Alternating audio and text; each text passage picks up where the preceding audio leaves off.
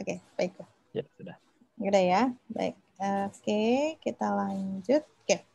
Nah, untuk berdasarkan profesi atau pekerjaan tadi saya akan kita terputus di pengemudi ya.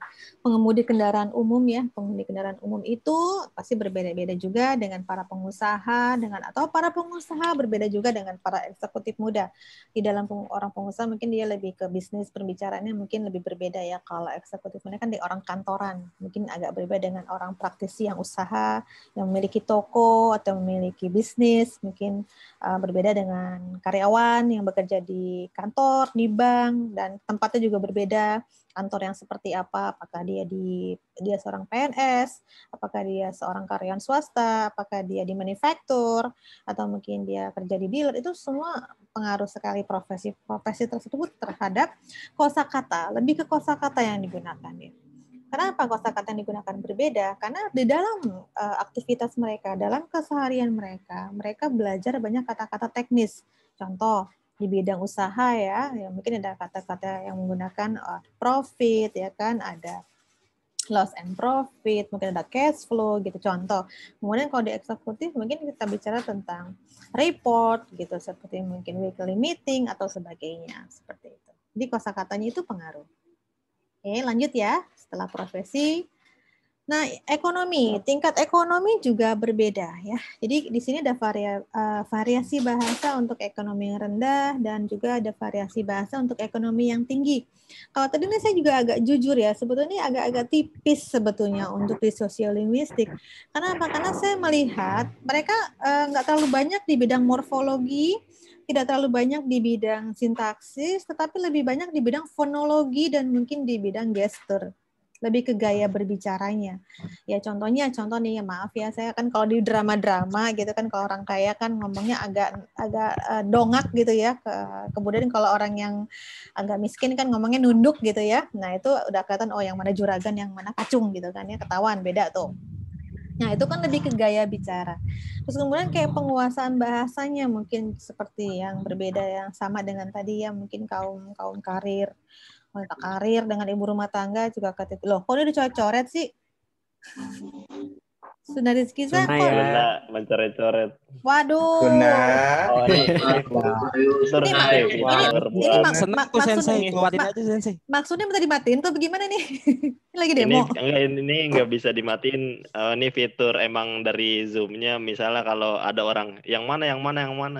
Oh, keluar sendiri. Oh ya, saya nggak tahu. Itu menggambar di layar share screen-nya. Oke, jangan yang mana ya, Sunar Rizky saya. yang mana nanti kita buka aja di forum. Jawab yang mana. Ya, oke, untuk gaya berbicara dan penguasaan bahasanya lah yang menjadi main untuk yang tingkat ekonomi berbeda seperti itu. Lanjut.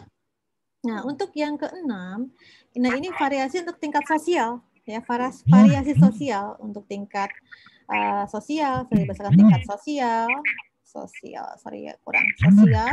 golongan, status, dan kelas sosial seperti itu. Jadi di sini ada beberapa istilah. Ada namanya akrolek, basilek, vulgar, maupun slang. Kalau slang prokem saya yakin Anda sudah tahu ya. Ini kenapa salah ketik. Nah, ini ada akrolek, variasi bahasa bergengsi dan tinggi seperti bahasa bangsawan. Nah, kalau kita sih mungkin kan negara yang bukan kerajaan ya. Jadi kita kan negara yang demokratis, yang ada presiden. Mungkin kalau bahasa bangsawan mungkin Anda bisa lihat hanya di keraton, mungkin keraton Solo ataupun keraton Jogja, tetapi hanya di lingkup mereka saja. Tapi tidak keluar sampai ke daerah, suara apa ya? Di luar dari daerah tepatnya mereka ataupun dari keraton. Karena kita sudah ada bahasa persatuan yaitu bahasa Indonesia. Nah, yang kedua ada basilek. Nah, basilek ini bahasa yang nggak gengsi nih. Kalau di Amerika gitu ya, dianggap sebagai itu bahasa kelas bawah, kelas rendah. Contohnya mungkin kalau ya zaman dulu ada cowboy ya, ada cowboy kan orang peternakan ya, orang pinggiran gitulah. Nah, itu biasa menggunakan bahasa-bahasa basilek. Nah, dan kalau mungkin di kulit tambang ya, kalau di sana di Amerika, ini saya ambil dari Amerika, kulit tambang di sana tuh, di Amerika sana tuh menggunakan kata-kata yang memang terlihat sekali mencirikan bahwa dia memang orang yang rendah ataupun tidak bergengsi. Nah, selanjutnya untuk yang ketiga itu bahasa vulgar. Nah, bahasa vulgar itu Kalau sekarang kan bilang vulgar jorok gitu ya, bahasa-bahasa yang jorok gitu kan ya. Ya mungkin pada zaman dahulu kala saya pernah melihat bahasa iklan yang agak ada dari grup sebelah mana gitu kan yang menggunakan bahasa yang vulgar. Ternyata tahun berapa? Tahun 40 50-an Kak, waktu itu yang masih ejaan zaman dahulu kala, mereka menggunakan kata-kata bahasa ataupun leksikon yang kata-kata kotor, yaitu lebih ke alat kelamin orang tersebut, tapi itu di-share sebagai bahasa iklan dan itu biasa sekali gitu. Nah, sama juga dengan di Amerika ataupun di zaman Eropa dulu, bahasa vulgar itu dipakai ketika pada zaman pemerintahan Romawi, ya mereka menggunakan bahasa Latin, tapi kata-katanya yang jorok gitu kan ya. Sebelum menggunakan bahasa Inggris, kalau Eropa sekarang kan sudah pakai Inggris. Ya itu juga ada bahasa vulgar, tetapi sudah mulai dihilangkan ya. Mungkin saya tidak tahu kalau sekarang apakah masih ada yang menggunakan bahasa vulgar atau tidak. Aduh, ternyata internet saya kurang stabil. Maaf ya kalau contohnya agak hilang-hilang ya. Ini kayaknya WiFi saya agak bermasalah. Nah, kemudian yang keempat adalah slang. Kalau slang, Anda sudah tahu. Kemarin juga di dalam kok slang sih? Ya kalau slang itu mungkin bersifat khusus variasi sosial yang bersifat khusus dan rahasia. Iya, betul Kevin. Iya, betul sekali.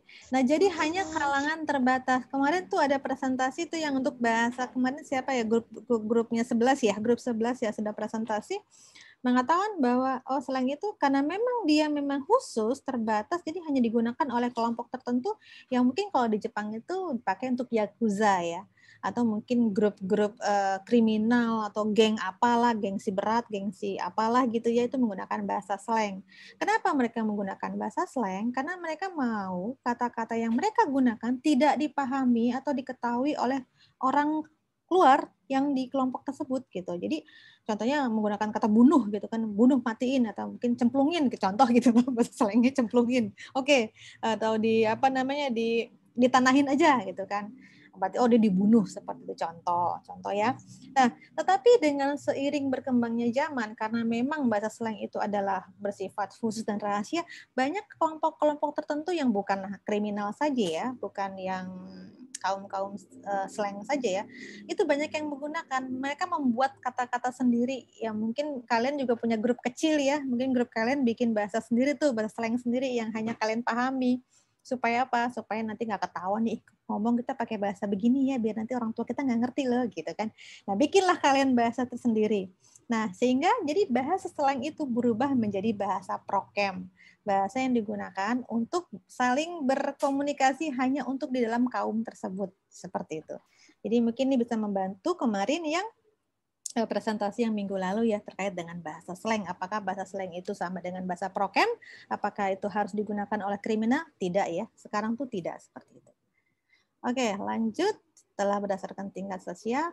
Nah, yang kedua, ya ini tadi kan ada dua ya sebagai dari sisi penutur, yang kedua dari variasi dari segi pemakaian. Kalau penutur tadi banyak sekali, kalau pemakaian tidak banyak ya. Jadi hanya dilihat saja bahasa tersebut dipakai di bidang apa sih gitu kan. Contoh ragam bahasa jurnalis, ragam bahasa militer, ragam bahasa ilmiah. Nah, kalau jurnalis biasanya sifatnya kan sederhana, ya kan, komunikatif, ringkas, gitu kan, mudah dipahami seperti itu. Nah, kalau ragam bahasa militer mungkin dia ringkas dan tegas, karena kan militer kan biasanya orangnya keras gitu ataupun strong ya.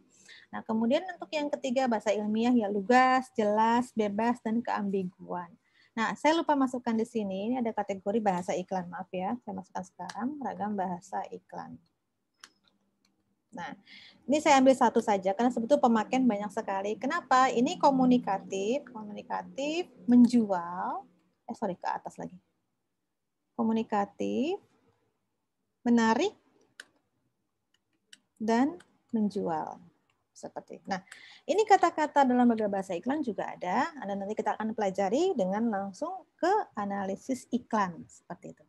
Nah, sekarang untuk ragam bahasa, apa saja yang menjadi tugas kalian dalam analisis ragam bahasa yang sudah terbentuk grupnya? Ada berapa, Rifki, grupnya? Lupa saya. Raffi? Ada. Rifki apa Raffi sih? Rifki. Sorry. Ada berapa Rifki? Ada Rifki? Ada berapa Rifki? Ada 16. Ada berapa? 16. Waduh, 16. Berarti masih kurang ya. Oke, nggak apa-apa 16. deh. Ada 16 ya. Oke, nah jadi ini saya baru membuat 6 bahasa. Jadi di sini mungkin saya tambahkan ada eksekutif muda, remaja, sosialita, media sosial, iklan, dan mahasiswa. Oke, saya akan tambahkan ragam bahasa buruh. Ragam bahasa, tadi kan sudah ada eksekutif muda, saya akan masukkan ragam bahasa pekerja, buruh saja ya, biar gampang. Kemudian 16 ya. Jadi satu lagi ragam bahasa apa yang terpakai dengan kalian itu di kantor aja, di perkantoran. Oke. Nah, ini kenapa saya katakan perkantoran, karena saya mau Anda tahu bahwa di dalam kantor itu seperti apa sih ragam bahasanya gitu kan, biar nanti pada saat nanti Anda bekerja di dalam suatu perusahaan Jepang, Anda bisa mengerti penggunaan ragam bahasa di dalam perkantoran. Ya, ini adalah 8 ragam bahasa yang akan kita bahas di dalam setengah semester ini sampai dengan UTS nanti. Jadi dalam satu hari itu ada 2 grup presentasi yang membahas ragam bahasa yang sama. Nah, contohnya ini adalah ragam bahasa, ya 2 kelompok, ragam bahasa eksekutif muda. Ya, ini ada 2 kelompok yang membahasnya, remaja, sosialita, media sosial, iklan, mahasiswa, buruh, dan perkantoran. Oke. Biar saya senang, Anda senang ya. Silakan dikocok. Saya akhiri dulu saja ya, biar recordingnya selesai ya. Stop share. Ini bagaimana sih menghentikan record? Ada yang dia